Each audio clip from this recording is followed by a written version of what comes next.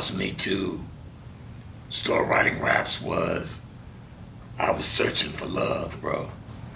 My parents weren't there, kinda. You know what I mean? Yeah. They do what parents do when they're young, right? My father went this way, my mother went this way, and I was left to live with my grandmother and my sister and this person and that person. That's when the rap started. I was a voracious reader as a kid, so the words came really easy to me. So when I did the dozens, I was better than everybody, right? And that gave me a sense of satisfaction because the kids in the neighborhood loved it. Vis-a-vis, they loved me. And so I wanted more of that love. Yeah. And so I could never satisfy that hunger.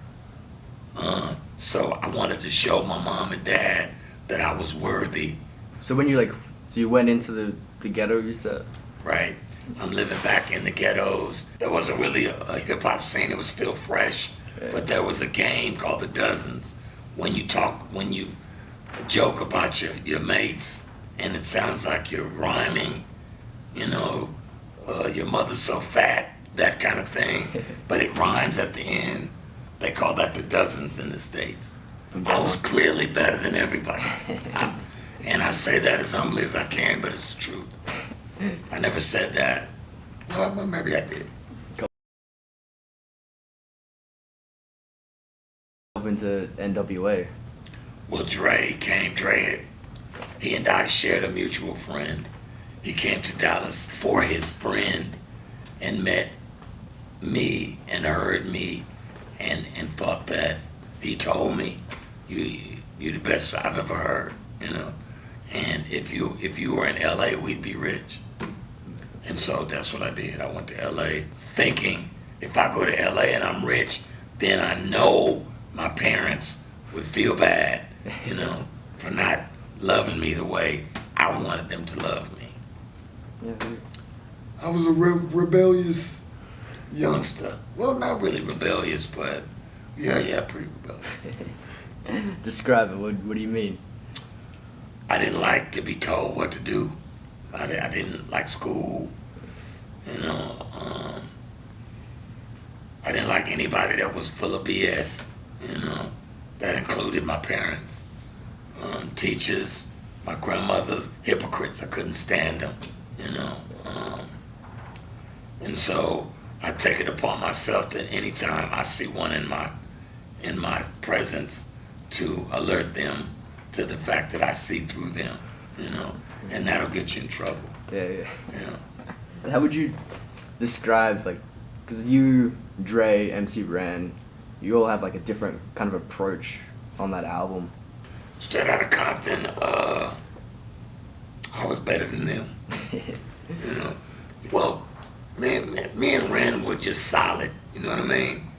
I didn't feel any competition from Ren, but Cube and I, we were very competitive. Because Cube was really good, but I was better than Cube. At least that's what I thought. But Cube's voice was so powerful. In show business, simple sales. And Cube's, his wordplay isn't as intricate as mine, but the simplicity of his delivery is what makes him one of the coldest ever.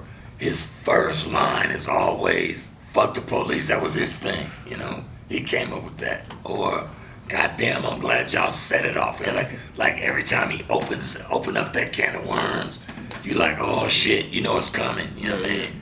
Maybe my stuff was cool, like Funky Enough is one, and then comes to this just, I'm setting you up for the next line. Yeah. You know what I mean? Cube was never like that. He came in. Because you and Cube both wrote on Easy Does It. Yes. And you can, he did Boys in the Hood. Yes. Yes, and you wrote, We Want Easy. Yes. So you were kind of a smart writer. You wrote Easy because you wanted to get him on the radio, right? Didn't you? That's right. I wrote because Boys in the Hood, because of the way Cube writes, it's really in your face and uncompromising. You couldn't get that on the radio back then. They didn't even like rap on mainstream radio. But I thought if you made it funny and you made it entertaining and non-threatening by telling jokes, There's a brother that'll smother your mother and make your sister think I love her. You know, that's funny. You know, or at least I thought it was. And that kind of stuff, I thought you could slide past. You know, the gods that were on the radio. What was it like working with Easy? It was great. Easy.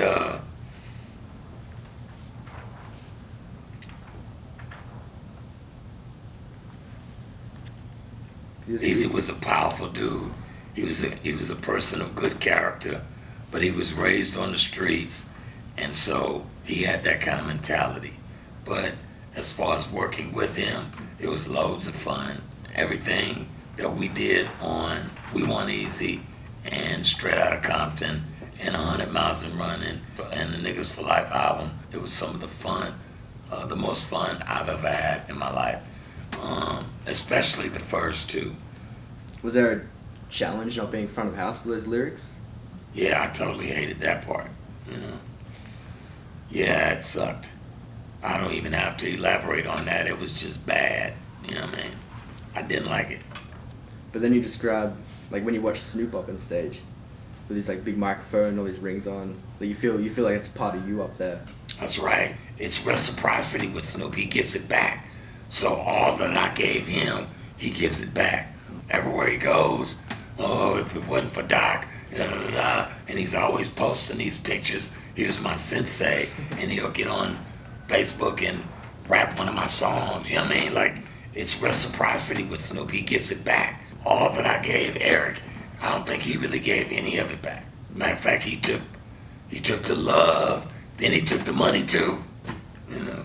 The creatives will do stuff for free. Right. Because they love doing it. Right. But there's got to be some point where you have to make a stance and start charging. That's right.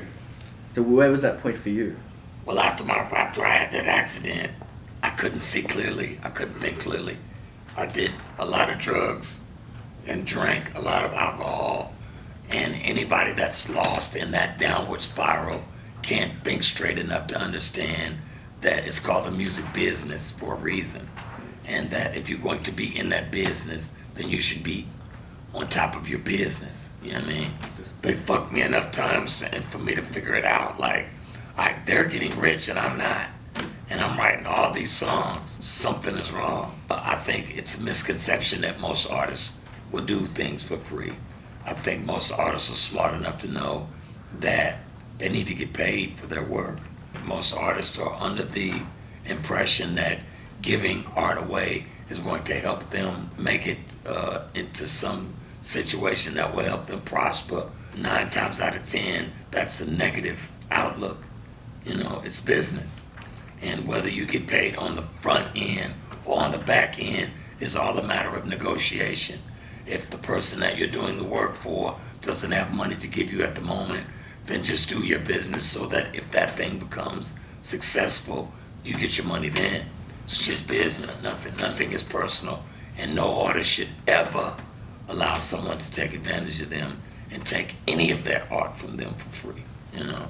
And it took a while for my mind to clear from the things that were in my way. My mind cleared, and I started getting on top of my business. Is this what drove you to create your own record? No. I was always going to get my turn. But from my perspective, we were all in that together. Like, why would you separate us? Why would it have to be mine against yours or him? If we're all in here together, we should all share in the glory. You know what I mean? You should want to tell people, no, this Doc did that. That's my guy, you know? I shouldn't have to hear people saying, man, did you hear Easy? He sounds great.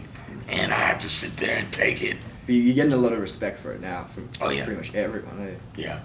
When your contemporaries enjoy your work, of course, it's flattering and it means a lot. And so when any of the West Coast artists, Glasses Malone, any of these young, they call me and they express the love and respect, it's just the coolest thing ever. Because they put a lot on it. Man, you did this and you did that. And so a lot of people that know my story,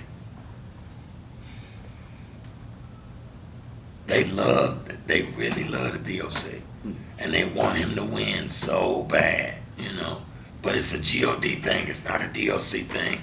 I just have to persevere until it's my turn, you know.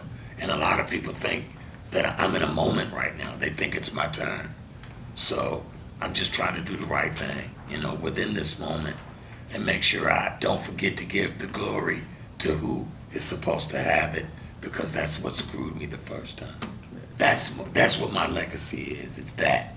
And the angle you approach really made me just see that, hearing you say that. Like, that's what I was chasing the whole time, trying to prove that I was special.